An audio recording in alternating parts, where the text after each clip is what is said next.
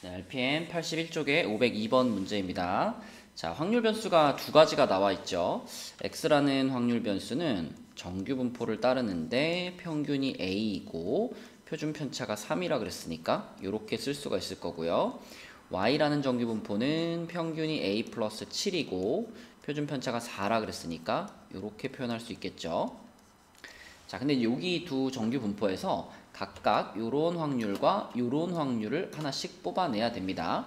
자, 그럼 여기에서 이제 우리가 P, X가 B보다 크거나 같을 확률 요걸 찾아볼 건데 정규 분포에서의 확률은 다 표준화를 통해서 구하죠. 그래서 요 B라는 값을 표준화 시켜버리면 자, P, Z 표준 정규 분포에서의 B를 표준화 시키면 거기서 평균을 빼주고 표준 편차로 나눠주는 거니까 자, 요럴 확률이 나오겠고요.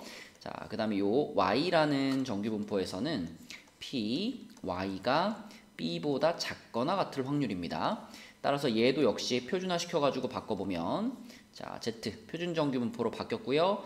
b를 표준화 시키면 이번에는 자, 요 녀석을 표준화 시킨 게 요런 정규 분포에 의해서 표준화가 되는 거니까 분모는 4가 될 거고 요 b에서 자 y의 평균인 a-7을 빼줘야 되겠죠. 요렇게 될 겁니다. 요렇게. 자, 그런데 문제에서 뭐라 그랬냐면 요 확률하고요 요 확률이 서로 똑같다 라고 했어요. 자, 이쪽에 지금 정규분포 그래프를 하나 갖다 놨는데 이것이 이제 일반적인 정규분포가 아니고 표준정규분포의 그래프라고 생각을 하면 여기가 0이 되겠죠. 표준정규분포는 0이고 여기가 자, Z. 그러면 이 3분의 B-A 라는 값이 어디 있을지 모르겠지만 뭐 아무데나 한번 찍어 볼게요. 자, 만약 여기가 3분의 B-A라는 지점이다 라고 가정을 하면 그러면 이 확률은 뭐가 되는 거냐면 Z가 그것보다 크거나 같다 라고 했으니까 이쪽 영역의 넓이 그죠? 표준 정규 분포 그래프에서의 이쪽 영역의 넓이가 바로 이 확률을 뜻하게 될 거고요. 그러면 이 녀석, 이 녀석은 초록색으로 자, 요 확률을 표시할 때 자, 요 값이 어디에 있을지 모르겠는데 그 값보다 작거나 같을 확률을 구했을 때 그게 아까 전에 여기 그려놓은 요 확률과 동일해야 돼요.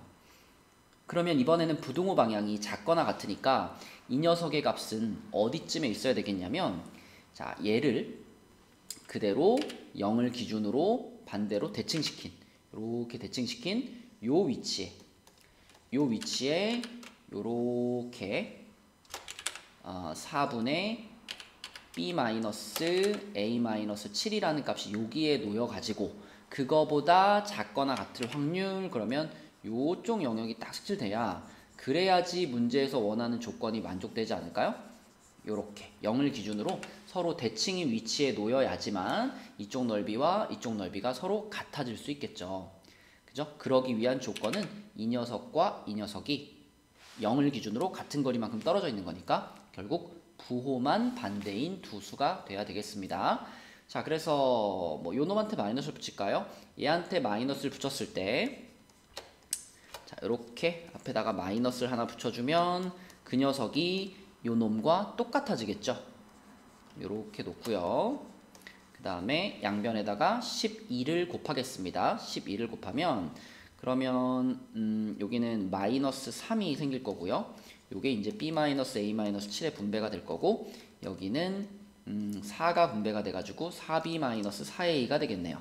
그럼 여기 분배 법칙하면은 마이너스 3B 플러스 3A 플러스 21 이렇게 되겠고 이쪽 그대로인데 문제에서 지금 원하는 게 A-B의 값을 구하는 거기 때문에 부호를 잘 맞춰가지고 이쪽에 있는 애들을 좌변으로 이항을 시켜주고요. 여기 21을 반대로 이항하겠습니다. 자, 그러면 넘어와서 7A 마이너스 7B 이렇게 묶어서 쓰면 좋겠고 그 다음에 21이 넘어와서 이렇게 되겠죠. 그러면 아, 맞게 잘 풀었구나 이런 느낌이 들죠? A-B의 값이 딱 구해지거든요. 이렇게 해서 A, B 각각의 값은 모르겠지만 A-B가 마이너스 3이 돼야 되겠다라고 찾을 수 있겠습니다. 네, 83쪽에 516번 문제입니다. 자, 이렇게 지금 표준 정규 분포에 관한 값들이 주어져 있고요. 그 다음에 어느 공장에서 생산한 골프공 무게가 기준 무게와 1g 이상 차이 나면 불량품으로 판정을 한대요. 근데 골프공의 기준 무게는 46g으로 정해져 있습니다. 그러면 불량품이 되려면 어때야 되냐면 이 기준 무게하고 1g 이상 차이가 나야 되니까 자, 불량품이 될 확률은 이렇게 쓸 수가 있겠죠. P X를 골프공의 무게라고 한다면 X가 46g보다 1g 이상 가벼워가지고 45g 이하가 되거나 또는 P X가 이 기준 무게보다 1g 이상 더 무거워서 X가 47g 이상이 되면 이게 불량품으로 판정될 확률 이렇게 생각할 수 있죠.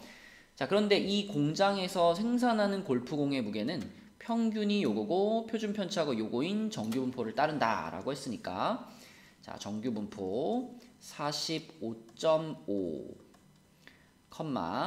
0.5의 제곱이라는 요런 정규분포를 따릅니다. X가.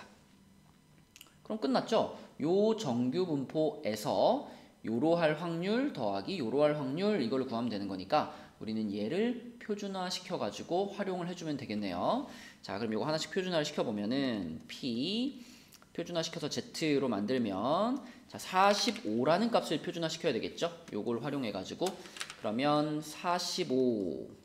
45 마이너스 평균 45.5 나누기 표준 편차 0.5 이렇게 될 거고요.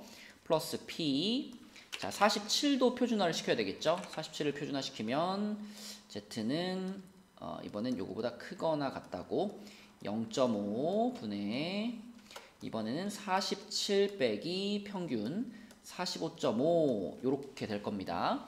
그러면은 앞쪽 거는 표준화시킨 값이 마이너스 1이라는 거 보이죠? 그래서 P Z가 마이너스 1보다 작거나 같을 확률 플러스 P 자 요거는 3 되는 거 보이죠?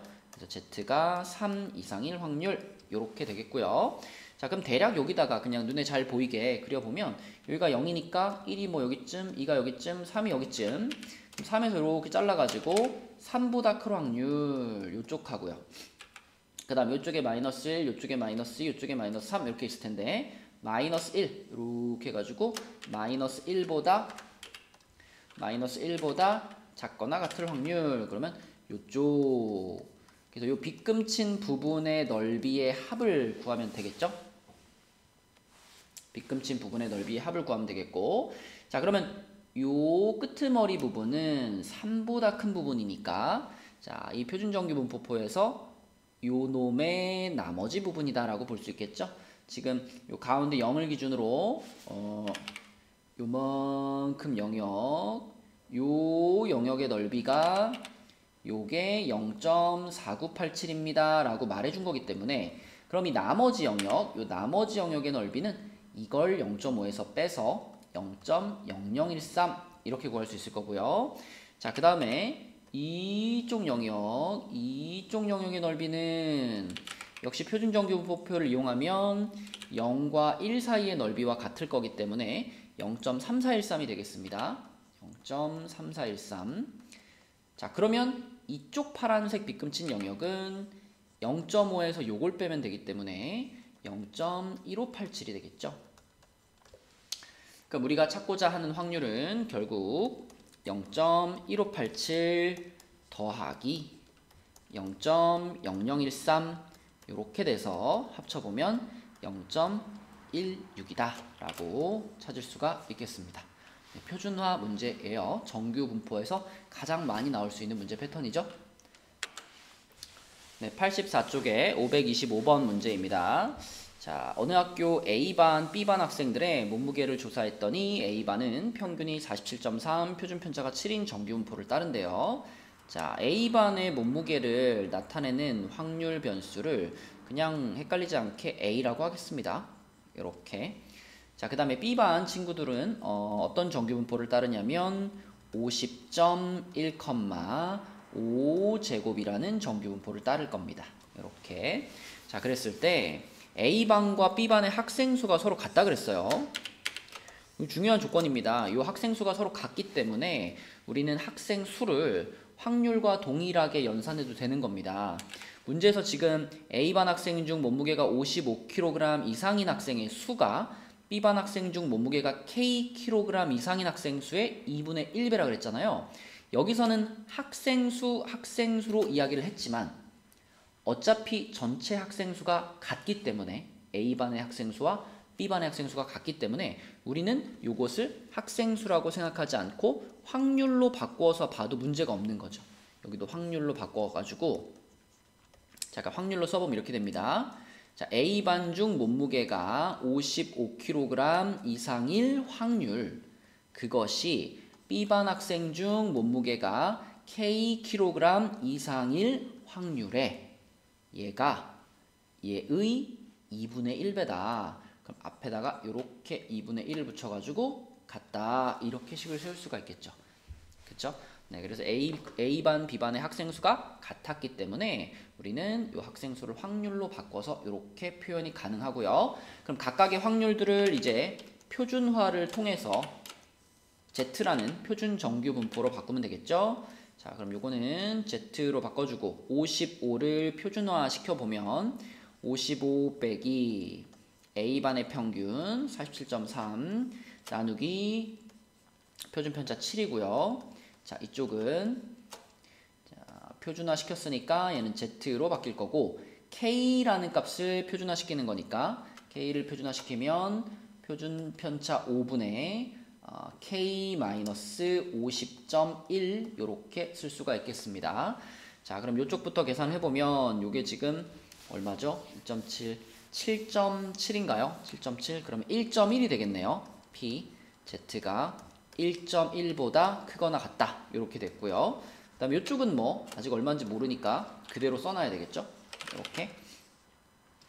자, 그런데 표준 정규 분포가 1.1보다 크거나 같을 확률이면 문제에서 알려준 요 확률을 0.5에서 빼야 된다. 알고 있죠, 그죠? 요거 말고 나머지 부분을 말하니까.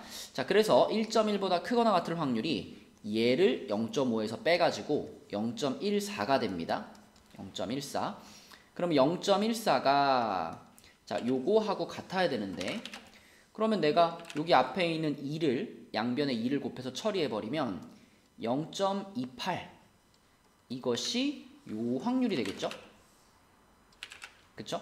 그런데 0.28이라는 확률이 나오려면 어때야 되냐면 0.28은 우리가 조그맣게 표준정규분포 이렇게 그렸을 때 어떤 지점보다 크거나 같을 확률이 0.28 여기가 0.28이 되려면 결국 0에서부터 요 지점까지의 이 부분의 넓이가 요 부분이 요게 0.22가 나와줘야 그래야 이 나머지 부분이 0.28이 될 수 있는 거잖아요. 그쵸? 그래서 여기를 K라고 쓰면 헷갈리겠네요. 뭐 어떤 특정한 지점에서 이렇게 그러면 이 0.28을 이용해서 우리는 그 나머지 부분이 0.22여야 된다는 걸 알 수 있고 그 0.22는 요 놈이랑 연관이 있겠구나 라고 생각할 수 있겠죠. 요게 0.22니까 자, 결국 이 0.58이라는 숫자가 이 부분에 해당되는 숫자가 돼야 된다. 그쵸? 그래야 이 녀석의 확률이 0.28이 나올 수가 있겠죠. 그러면 얘는 0.58이다 이렇게 생각을 하면 양쪽에다가 5를 곱하면 K-50.1은 5 곱하면은 2.9인가요? 2.9 그럼 여기서 50.1을 넘겨주면 되는 거니까 K는 53이다 라고 찾을 수가 있겠습니다. 네, 86쪽에 533번 문제입니다. 자, 요거는 이제 이항분포로 표현되었고 그것을 정규분포로 바꾸어서 확률을 구하는 문제인데요. 우선 우리가 무엇을 x로 잡을 거냐? 나는 이렇게 잡을게요. x는 승객, 탑승한 승객의 수를 x로 잡겠습니다. 탑승한 승객의 수. 자, 그러면 이 탑승한 승객의 수는 이항 분포를 따를 거예요. 총 400명이 예약을 했죠. 그런데 탑승을 하려면 약속을 지켜야 되잖아요. 예약을 지켜야 됩니다. 그럼 예약을 지킬 확률이 얼마냐면 취소할 확률이 20%니까 예약을 지킬 확률은 80%겠죠. 그래서 0.8 요게 이제 약속을 지킬 확률, 이것을 기준으로 이렇게 잡아주면 이것이 실제로 예약한 대로 와서 비행기에 탑승한 승객의 숫자라고 볼 수 있습니다. 자, 그런데 이것은 이제 n값이 충분히 크기 때문에 정규 분포를 따를 텐데, 자, 이항 분포에서 평균은 np로 구하니까 얘네 둘이 곱하면 320이죠. 그리고 분산은 npq니까 320에다가 자, 요거의 나머지 부분 0.2를 곱해가지고 64. 64면은 8의 제곱이 되겠죠. 자, 이것이 x라는 확률 변수, 그러니까 승객수가 따르는 정규 분포입니다. 자, 그런데 그 탑승객이 정원을 초과하지 않아야 되기 때문에 지금 우리가 궁금한 확률은 뭐냐면 이 탑승객의 숫자가 정원 340명 이하가 될 확률을 구하고 싶은 거예요. 그쵸? 그래야지 다 자리가 부족하지 않고 다 탈 수가 있겠죠. 340명 이하로 탑승객이 와야지만. 자, 그래서 이 확률을 구할 거고요. 얘를 역시 표준화를 통해서 구해보면 Z로 바꿔주고 340을 표준화시키는 거니까 340에서 평균을 빼주고요. 표준 편차 이렇게 붙여주면 결국 요거는 Z가 얼마 이하냐면 8분의 20이니까 2분의 5가 되겠죠. 그러니까 2.5 이하가 됩니다. 2.5. 그럼 여기서 지금 2.5까지가 0.4938 이렇게 나와 있으니까 이 확률은 2.5부터 0까지가 아니라 그 아래로 쭉이잖아요. 그러니까 우리가 자, 요것이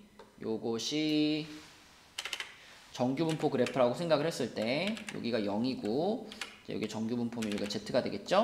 그럼 2.5가 이쪽에 있잖아요. 여기가 2.5인데 여기서 말한 0.4938은 요만큼의 넓이가 0.4938이라는 거고 우리는 그냥 2.5보다 작으면 되잖아요. 0보다 클 필요 없으니까 우리가 원하는 건 이만큼 전체를 원하는 거기 때문에 자, 여기까지. 그래서 얘는 0.5에다가 0.4938을 합쳐야 되겠죠. 그래서 0.9938 이것이 정원을 초과하지 않을 확률이 되겠습니다. 네, 534번 문제입니다. 자, 한 번의 시행에서 10점을 얻을 확률이 8분의 1, 1점을 잃을 확률이 8분의 7이라고 했어요. 그럼 우리 10점을 얻는 경우를 생각하기 편하게 요거를 성공이라고 해봅시다. 성공. 자, 그러면 우리가 일단 x라는 확률 변수를 성공한 횟수로 잡을게요. 성공한 횟수. 그러면 이 성공한 횟수 x는 이항 분포를 따르겠지요. 총 448번 도전을 했고요. 성공할 확률이 8분의 1이니까 자, 이렇게 생긴 이항 분포를 따를 겁니다. 자, 그럼 얘는 정규 분포로 바꿀 수가 있겠고 NP 하면은 얼마인가요? 56인가요? 56, NPQ 하면은 49니까 요렇게 되겠죠. X는 요러한 정규 분포를 따를 거예요. 자, 그런데 이제 점수 계산법이 어떻게 되냐면 내가 X번 성공을 했다. 그러면 당연히 전체 시도가 448번이니까 448에서 X를 뺀 거만큼 실패를 했겠죠. 그러면 이때 점수 계산은 어떻게 하느냐. 이때 우리가 얻은 점수는 성공한 횟수에다가는 10점을 얻었으니까 10x 이렇게 써줘야 되겠고 실패를 할 때마다 1점씩 마이너스가 되죠. 그래서 실패한 횟수에다가는 마이너스를 한번 곱해가지고 자, 요렇게 분배해주면 요렇게 되겠죠. 그래서 결과적으로 점수는 11x-448 요것이 내가 x번 성공했을 때 얻을 수 있는 점수입니다. 그런데 점수가 어땠으면 좋겠다? 245점 이상이었으면 좋겠다. 그래서 요것이 245 이상 요렇게 되겠고요. 계산해 보면은 11x가 693 이상이 되는 거니까 11로 나누면 x는 63이 되겠습니다. 그럼 됐죠? 이러한 정규 분포를 따르는 확률 변수 x가 63보다 클 확률을 구하는 거니까 요거 구하는 거죠. 요거 이렇게 해서 요거 자 얘가 얼마인가 물어보는 겁니다. 그럼 당연히 이제 우리는 표준화 시켜가지고 구해버리면 되겠죠. 표준화 시켰고요. z로 바꿔주고 63을 표준화 시키면은 63에서 x의 평균 빼주고 표준 편차 나눠주니까 1이 되겠습니다. 그래서 p z가 1보다 크거나 같을 확률이고요. 그러면 1이 요거니까 요거를 0.5에서 뺀 것 그것을 답으로 쓰면 되겠죠. 그래서 0.1587 요것이 이 문제의 답이 되겠네요. 네, 87쪽에 541번 문제입니다. 자, 이제 새 학생이 등장을 해요. 새 학생이 등장을 하는데 일단 그 A라는 학생은 일반 학생인데요. 일반 학생들의 정규 분포는 어떠냐면 40,3의 제곱 요런 정규 분포를 따릅니다. 일반 학생들이. 근데 이 일반 학생들 중에 A라는 학생이 있고요. 그 A라는 학생의 봉사 시간은 얼마냐면 42시간이에요. 또 2반도 있는데 2반 아이들은 평균이 46이고 표준 편차가 7인 정규 분포를 따릅니다. 요게 2반 아이들이고요. 2반 아이들 중에 B가 속해 있는데 B라는 학생은 봉사 시간이 47시간이에요. 그리고 3반 학생도 있습니다. 3반 학생. 3반은 일단 평균이 39고요. 표준 편차가 4시간이라 그랬으니까 요게 3반의 정규 분포고요. 이 C라는 친구는 3반 학생인데 봉사 시간이 49시간이에요. 그럼 복잡하게 생각하지 말고 각각 다 다른 정규 분포기 때문에 비교하기가 어려운 거잖아요. 그러면 뭐만 해주면 되겠어요? 표준화 시키면 되겠죠. 그죠? A라는 애는 표준화 시켰을 때 이 A 1반에서의 이 A라는 녀석은 표준화 시키면 얼마에 찍히고 그죠? B 이 친구는 2반에서는 47인데 이걸 표준화 시켰을 때는 어디에 찍힐까? 그 다음에 C반에 있는 이 친구도 표준화 시키면 얼마가 될까? 셋 다 그냥 표준화만 시켜주면 끝나는 겁니다. 그러면 모두 다 하나의 표준 정규 분포의 표시가 가능하니까 가장 오른쪽에 있는 애가 상대적으로 가장 많이 한 애가 되겠죠. 그쵸? 자, 그럼 A라는 학생부터 표준화를 시켜보면 그럼 이렇게 쓸까요? ZA라고 쓸게요. 그럼 얘는 3분의 42를 에서 40을 뺀 거니까 3분의 2 요게 A라는 녀석의 값을 표준화 시켰을 때의 값입니다. 자, 그 다음에 ZB라고 해볼게요. B는 7분의 47 마이너스 46 이렇게 되는 거니까 B라는 친구의 값을 표준화시키면 이렇게 될 거고요. 그 다음에 ZC를 표준화시키면 얘는 4분의 49 마이너스 39 이렇게 됐으니까 요거는 2분의 5가 되겠네요. 그쵸? 그러니까 여기를 0으로 해가지고 찍어본다면 B라는 친구는 7분의 1이니까 0에서 살짝 여기쯤에 이제 B라는 녀석을 표준화시킨 이 ZB가 위치하는 거고요. 그 다음에 3분의 2는 그거보단 좀 크잖아요. 7분의 1보단 좀 크니까 여기쯤에 ZA가 위치하는 거고요. 그 다음에 C라는 녀석을 표준화시킨 것이 압도적으로 크죠. 그래가지고 얘는 뭐 저기 뭐 한 여기쯤에 여기쯤에 ZC가 존재하는 이런 상황이 되겠습니다.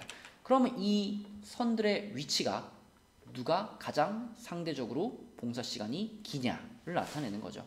그래서 C가 압도적으로 제일 길고요. 그 다음이 A, 그 다음이 B가 되겠다. 그래서 C, A, B 순서니까 답은 4번이 되겠습니다.